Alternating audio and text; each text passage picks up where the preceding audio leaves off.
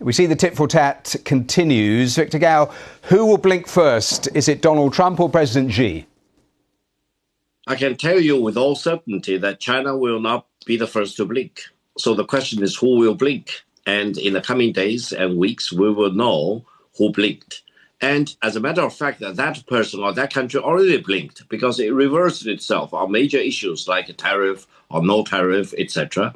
And that country plunged the whole stock market, the bond market, and possibly the employment situation, the inflation situation completely into chaos, causing great uncertainty, destruction, unpredictability for not only the people in the United States, but for the rest of the world.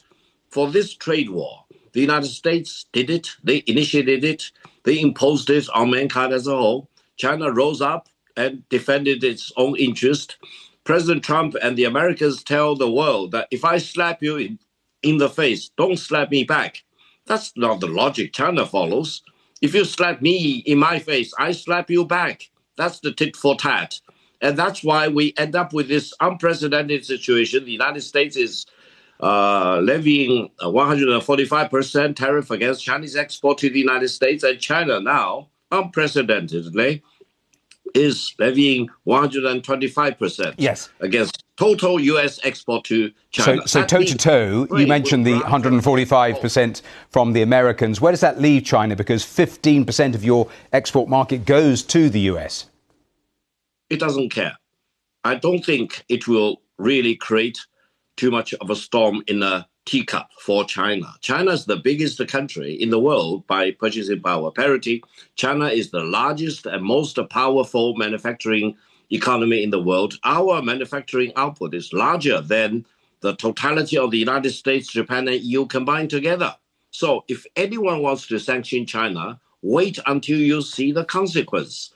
China will be very happy if the United States wants to lock itself out of the largest market in the world. And if you listen to Elon Musk, he keeps saying, by the middle of this century, the size of the Chinese economy will be double the size of the United States economy. So who will come to knock on the Chinese door to ask China to open the door for it to have a play in the Chinese economic growth?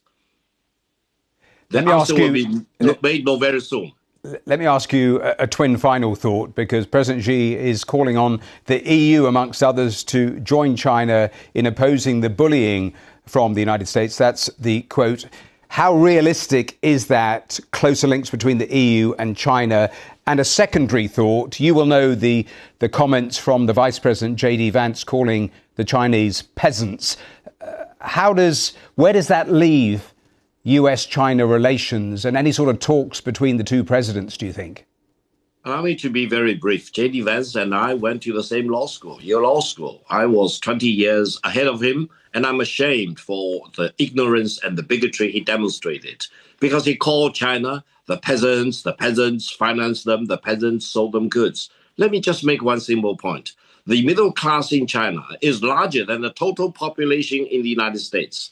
The urban population in China is about 3 times as big as the total population of the United States. So my advice to my alumni at Yale Law School, J.D. Vance, is wake up, or you go back to school to study more diligently to avoid making yourself a fool in front of the world. Now, for China and the United States, I think right now total trade will grind to a halt. It will cause great disruption for the United States and for China. Both China and the United States will suffer the consequences.